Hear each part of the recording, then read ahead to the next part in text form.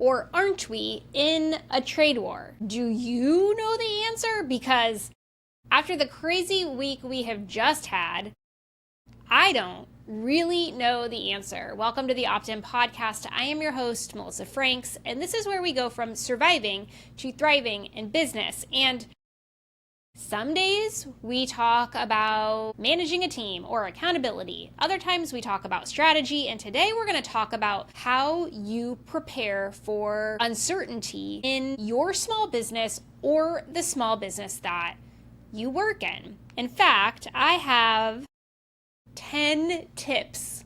10 on what to do and how to deal with economic uncertainty in your business. The reality is that you are a small business owner or you work for a small business and everything is uncertain always. Let's just start there. I don't care if you are a 6-figure business or a 9-figure business. There are risks that you take. There are dependencies that you have, and they drive uncertainty in your business. Now, obviously, one can assume that the bigger you are, the more protected and insulated you are. If you've been watching any sort of news at all in the world, in the last week, they're saying that corporate organizations can absorb what has been happening with the tariffs and the trade wars that have been going on at a much greater rate than a small business owner. I actually call BS. Do you know who can absorb those the best? Those that manage their margins, those that manage cash, and those that have a long-term strategy for how to weather the storm of uncertainty. I'm going to be really, really candid here. If you had a business in 2008, if you had a business in 2020,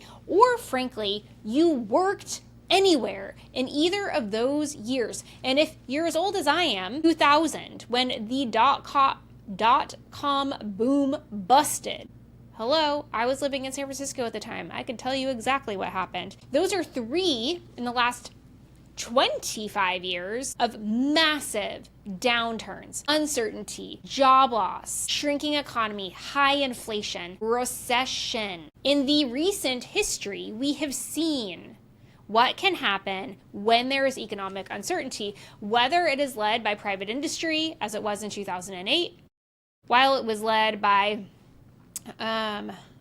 just rapid, absolute evolution in business landscape 2000, or whether it's led by a handful of politicians executing a strategy that, quite frankly, resulted in a whole bunch of billionaires getting richer this week and a whole bunch of panic for everybody else. So it doesn't matter if we're talking about the trade wars of today, or if we're talking about the market crash, or the mortgage crash in 2008. The fact remains, there's always economic uncertainty, and you need to be prepared in the event that another global pandemic happens, for example. So the first thing that I want to talk to you about, this is my very first tip, is that if you make things and you sell them to other people, then you must have a strategy to diversify suppliers and your manufacturing partners. Full stop. You are not going to hear me tell you, just bring them all onshore, made in the USA, might be more expensive, but it's safe.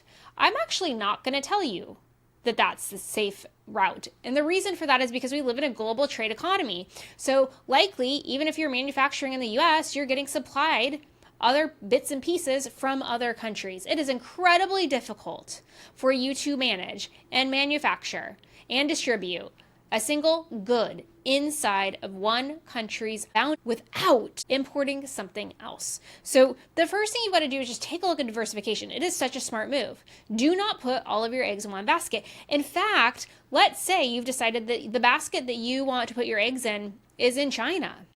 What you want to do is you want to diversify the partners that you have in that country. You should always have options. You never know when a part of your supply chain is going to fail. When you rely on a single country, when you rely on a single factory, when you rely on a single distributor, you are vulnerable.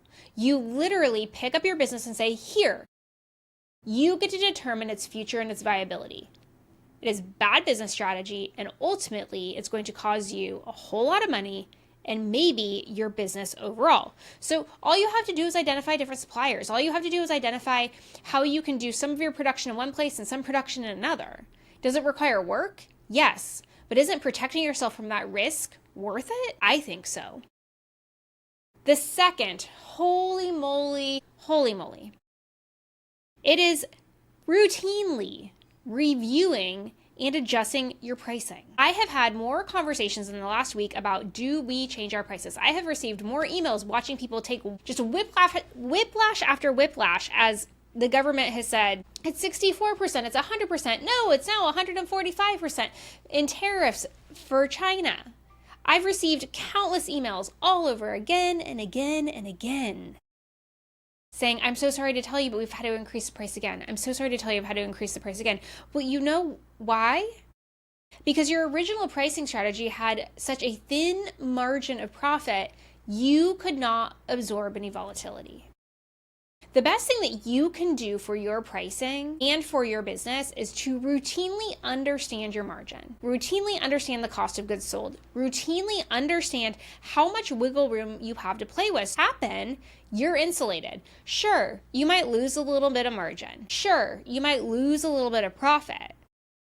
You know you can weather the storm until sales come back up, until those pressures abate, because you have the long view in place. You should be changing your prices at a certain interval. Every business and industry is different, but if you have the same prices today as you had 5 years ago, you're priced wrong. Now, I don't know if that means that 5 years ago you were too high and now you're actually at the right level. I don't know if that means that you're too low. It does mean that if you've had the same prices year over year, that it's time for you to evaluate, is it the right price? Is the margin still intact? Is the cost of goods sold impacting how I price my services? Build a process in place so that you can routinely review this, understand your financials, understand the inputs and outputs, and understand what levers you can pull so that when something out of your control, like the government applying tariffs, occurs, you're prepared. Actions to take, and you're not one of a million just doing stopgap price increases to hope that you're not hemorrhaging cash. The third one, which is tied directly to that, is build a cash reserve.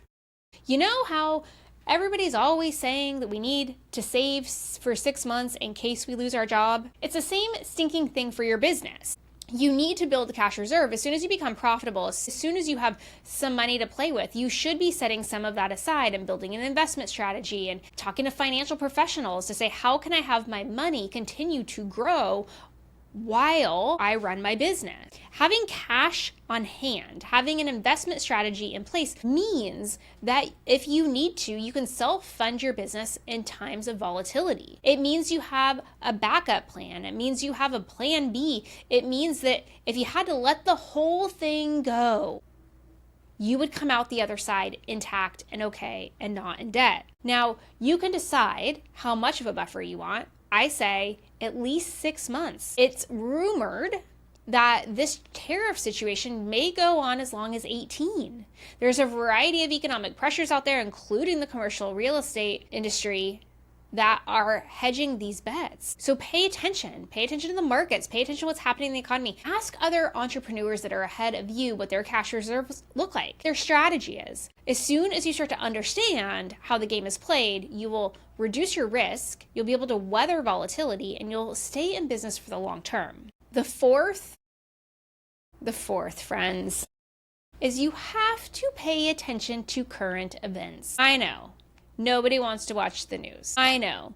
You can't tell what news is true and which news is fake. I know. Too bad.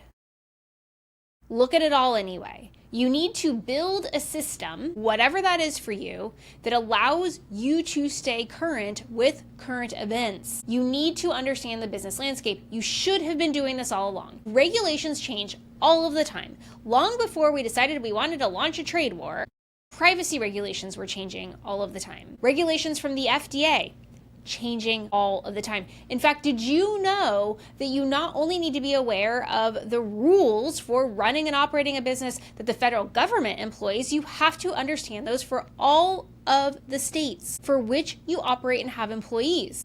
You need to understand if employment law is changing. You need to understand if DEI is legally being rolled back. You need to understand what's happening with the trade landscape. And heck, you need to understand what's happening with the global economy. If you are producing goods outside of the US, you need to understand how volatile the government is for the country for which your goods are being manufactured. Are they at the brink of a civil war? What's happening economically in the country? Is it a good idea to go there, to travel, to be on site at the vendor? You need to understand what's happening. Monitor trade policy, monitor global economics, monitor local regulations and government policies. And if you don't want to do it, then find somebody to do it. Heck, hire somebody and say, you know what half of your job is just staying abreast of things that are happening out there in the world that may impact the business. Often, these are risk managers, and they will advise you when they need to about things you need to consider so that you can decrease the risk for your business and you can stay viable for the long term. And good risk managers also present strategies. Here's how to mitigate risk before you have a loss. Pay attention to what's happening. It can mean the difference between you staying open and being closed forever. The fifth one is, are you ready? Strengthen customer relationships. I know, I am a freaking broken record.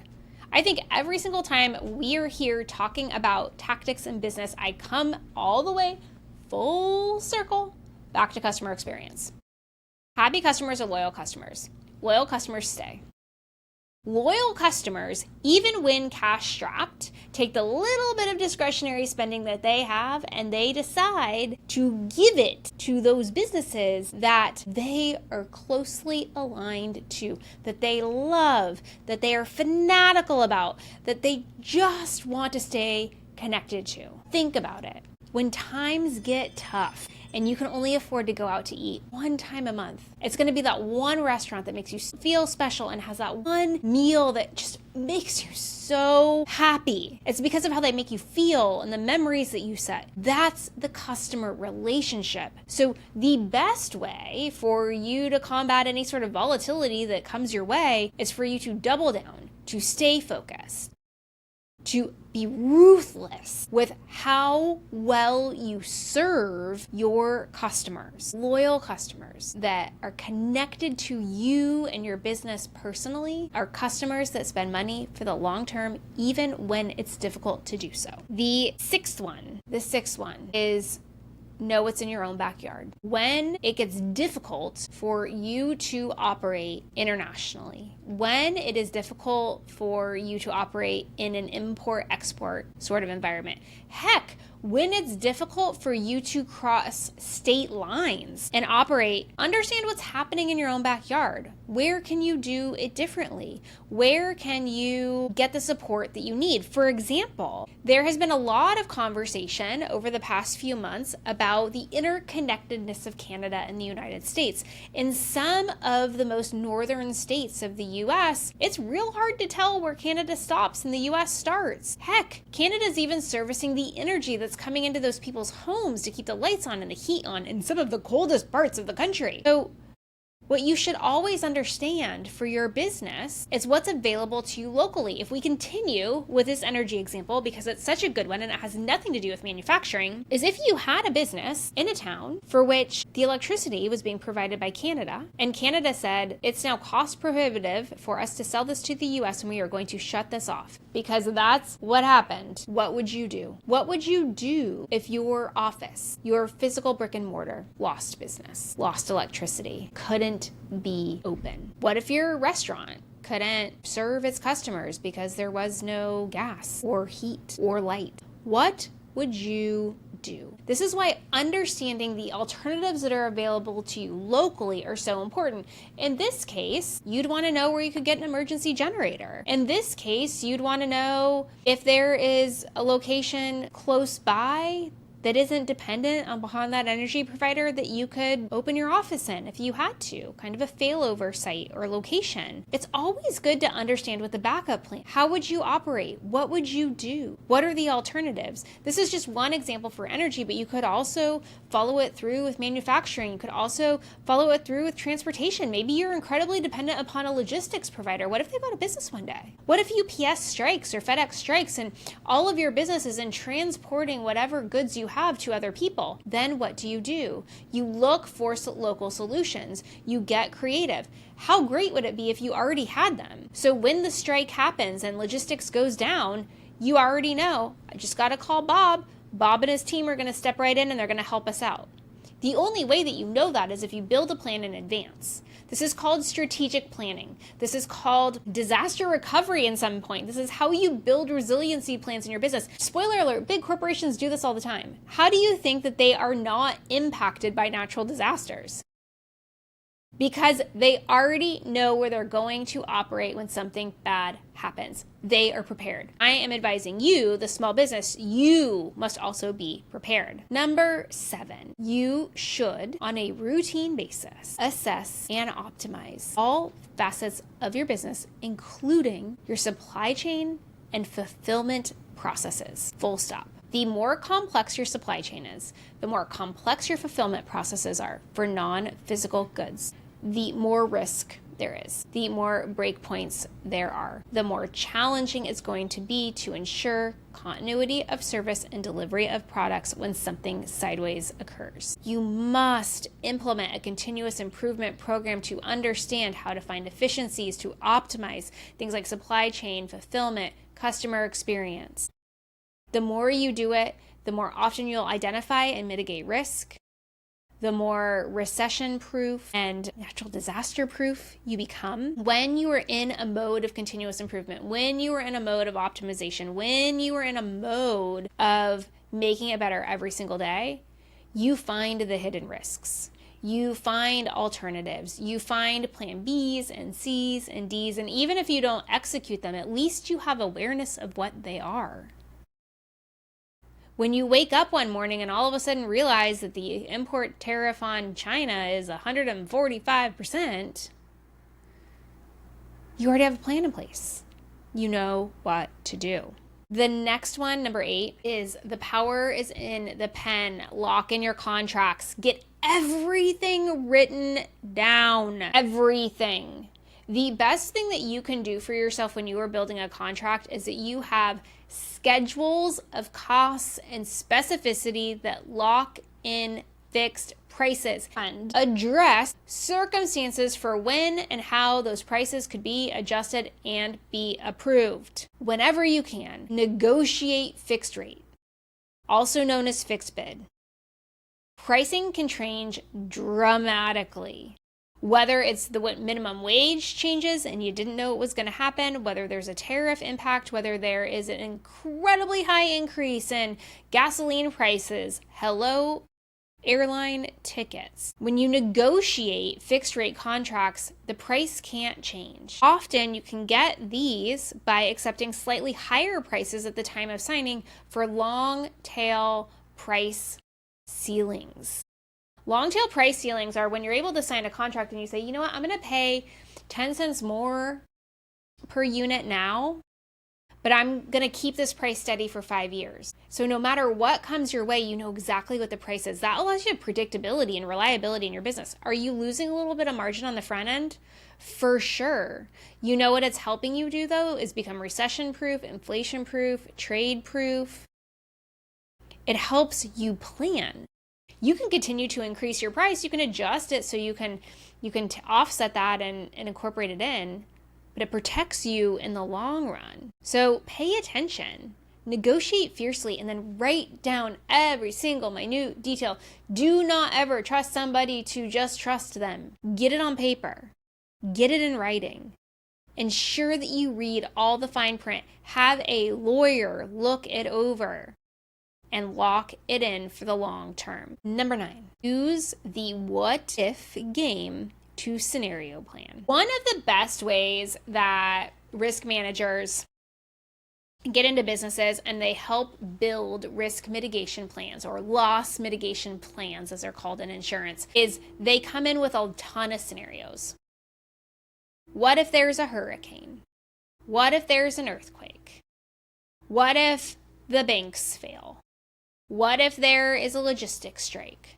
What if there is a protest in front of your store? They bring what if there's a global pandemic? What if there is a collapse of the infrastructure, aka like network, telephones, cloud services, etc.? What if? And then you build plans. And so then what happens, and this absolutely happens in real life. I have lived it. I have done the exercises. This is called business continuity planning. is you run through this scenario. So when a global trade war happens, you pick up your manual and you go to chapter 10, you're like, here is the plan for a global trade war, and you follow it. Because the calm and relaxed you that went through that what if scenario had the ability to get minds together and think all the way through the scenario and build a plan. I guarantee you that the stressed you that picks up the binder and goes to chapter 9 so they can see what to do isn't going to think with clarity, isn't going to see things all the way through, isn't going to heed the advice of, take a deep breath and relax and you can eat it because your margin's okay. Scenario plan. Use the what if. What if this happens? And then what? And then what? And then what? Do a little bit of doomsday scenario planning so that you can build a variety of scenarios that you think realistically, or you could even do off the wall ones like a trade war or a global pandemic because we didn't see those coming. And just build a plan for what if they happen. You may never use it. You know how much peace of mind you're going to have for having it in your hand? And then the last one, which is an always and everywhere sort of statement, is your business needs to stay lean and agile. Run a tight ship. Do not hire extra people. Do not add onto your technology stack just because you like cool gadgets. Continue to have the ability to move with speed, like you did when it was just you. Whether you now have 10 or 100 employees, build a lean organization that can move and react quickly. When you have plans in place, the good news is that you just have to follow them, that's what your reaction is in those moments. Sometimes, hello global pandemic, you're not going to have that chapter in your business continuity plan and you're just going to need to react. And it is so much easier if there's just 3 people that have to take a decision versus 75. It's just human nature. If 75 people have to buy into a decision, it's going to take you months. If 3 people do, it's going to take you days. Stay lean. Stay agile, stay nimble, stay flexible, stay current, and have really, really, really, really clear roles of authority and decision making. Who gets to decide what? Who has veto power? When do you need consensus and when do you not? Having all of these rules in place in your business will also help you dramatically in times of stress and uncertainty and unpredictability. You need, during times of calm and certainty and prosperity, build the plans for the opposite because you're in the best frame of mind. You're patient and thoughtful, and you're not in a rush. When you build plans in times like now where you're not sure what you're going to wake up to see tomorrow, but you certainly know it's not going to be something that you want to hear, you're not thinking clearly. You're emotionally reacting, and that's fair, candidly. None of us know what's going to happen next. None of us know what's going to put our businesses at risk. None of us know if we're going to struggle to stay employed. Heck, none of us know if we can afford the price of eggs anytime we go into the grocery store because we can't decide if they're coming up or coming down. It's the reality of where we live. So it's best if you build business continuity plans and do your what if scenarioing and you really start to explore all of the alternatives for how your business can function from the way that it does now, even if it's suboptimally, just in case. Because when you have a plan, you have a peace of mind. And when you have peace of mind, you can open up your brain to other new and creative ideas. The one thing that is certain is that uncertainty is here to stay. And the best way that you can manage through that is to be intentional about the plans that you build. I know this one was quick today, but I had a lot to say, and I also know that this topic makes everybody's eyes glaze over. So I hope that you found something good in one or more of these 10 tips and that you can start to put some of them into practice. Until we meet again, friends, please know that you are wise and you are strong and you are capable, and I believe in you.